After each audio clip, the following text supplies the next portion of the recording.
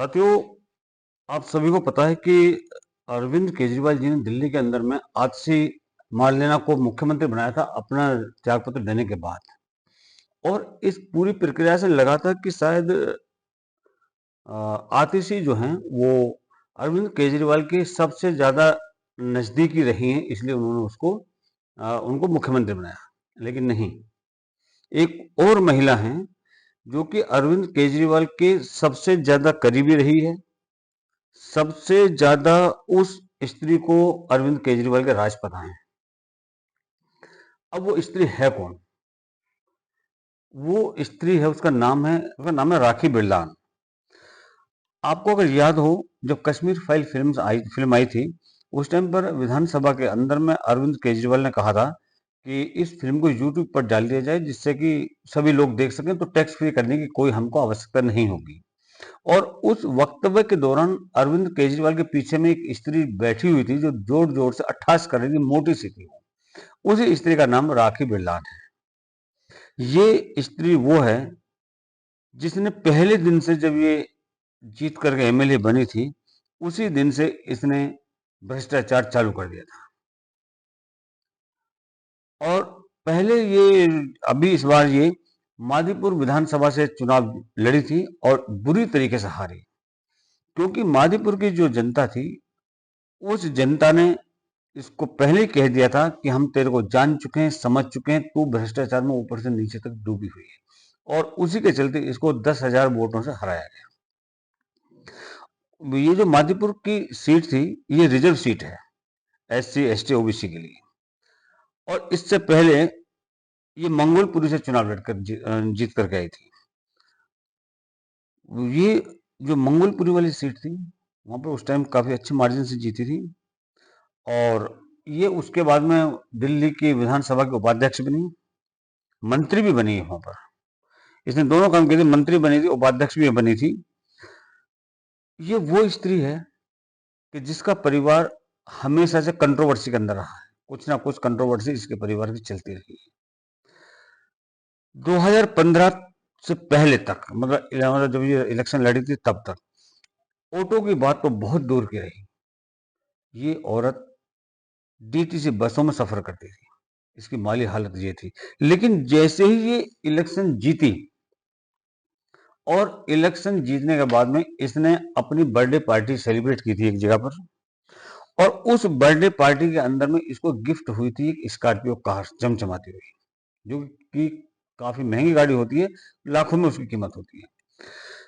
वो गाड़ी किसने दी, क्यों दी, किस लिए दी, ये इस चीज को आज तक जस्टिफाई नहीं कर सकी, किसी को बता नहीं पाई है कि वो गाड़ी इसको किसने दी। लेकिन साफ है कि इस स्त्री ने उसी दिन से, राखी बिरलान ने उसी दिन से भ्रष्टाचार के दलदल में अपना कदम रख दिया था। लेकिन ये जो पार्टी इसकी चली थी, बर्थडे पार्टी, अंत में आकर जब पार्टी खत्म होने वाली थी, उससे पहले ही इनका आपस में जूत पत्रम होता है उसी पार्टी के अंदर, जो बर्थडे पार्टी चल रही थी।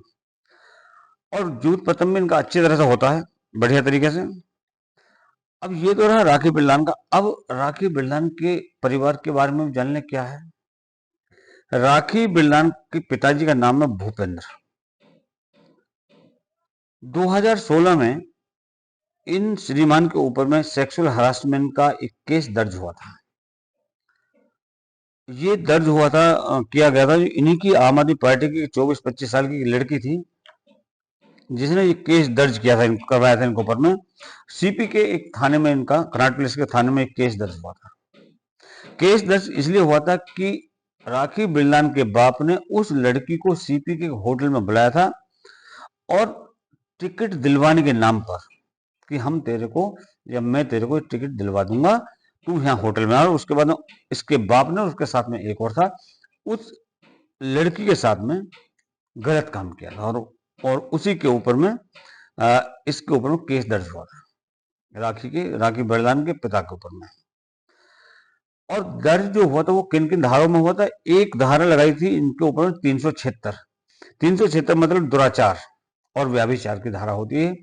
और दूसरा था 506 की धारा। 506 की धारा का मतलब है आपराधिक धमकी देना। तो इसके पिता ने उस लड़की को उसके साथ में व्यभिचार तो किया ही किया, साथ में उसको धमकी भी दी कि अगर तेने ये केस किसी को बताया तो ये तेरे लिए खतरनाक होगा। लेकिन केजरीवाल का वृद्ध हाथ जो था वो राखी बिरलानी के ऊपर था।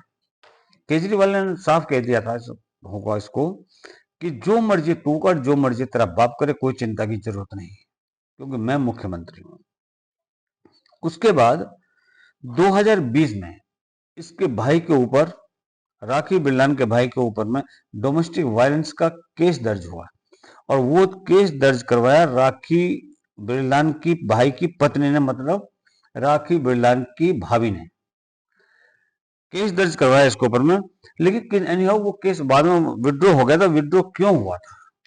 वो विड्रॉ इसलिए हुआ था कि उसके ऊपर प्रेशर डाला होगा कि इस केस को वापस लीजिए, और उसी दौरान में राखी बिरलानी ने अपने भाई को अपनी प्रॉपर्टी से या अपने साथ में इसका ऑफिशियली संबंध विच्छेद कर लिया था और उसका नोटिफिकेशन जारी करवाया था। और ये सब कुछ जो हुआ था ये भी अरविंद केजरीवाल की सलाह पर ही हुआ, क्योंकि अरविंद केजरीवाल को पता था कि अगर ये सारे आरोप इसके ऊपर रहे तो मैं इसको मंत्री नहीं बना सकता, और इसीलिए वो केस पूरा विड्रॉ हुआ। असलियत में अरविंद केजरीवाल मुख्यमंत्री तो बनाना चाहता था राखी बिरलानी को, लेकिन इसके ऊपर जो केसेस लगे हुए थे, जो इसके बारे में लोगों के बीच में बात बन चुकी थी, करप्शन में डूबी हुई औरत है, तो इसलिए केजरीवाल की मजबूरी हो गई थी आतिशी मार्लेना को चीफ मिनिस्टर बनाने की। अदरवाइज केजरीवाल इसको ही मुख्यमंत्री बना था।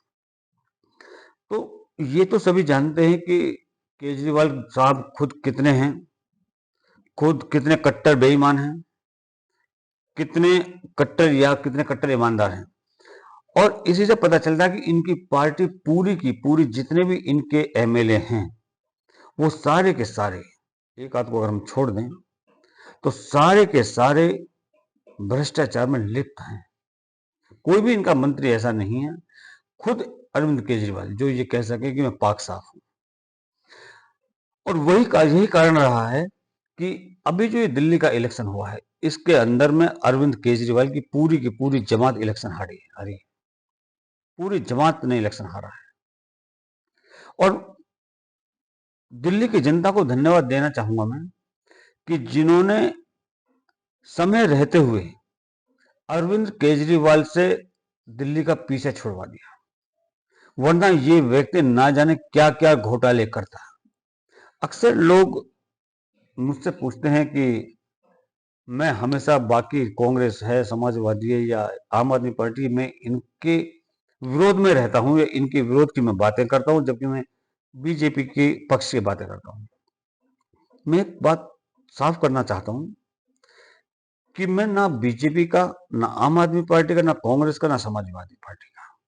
मैं इस देश का हूं, ये देश मेरा है।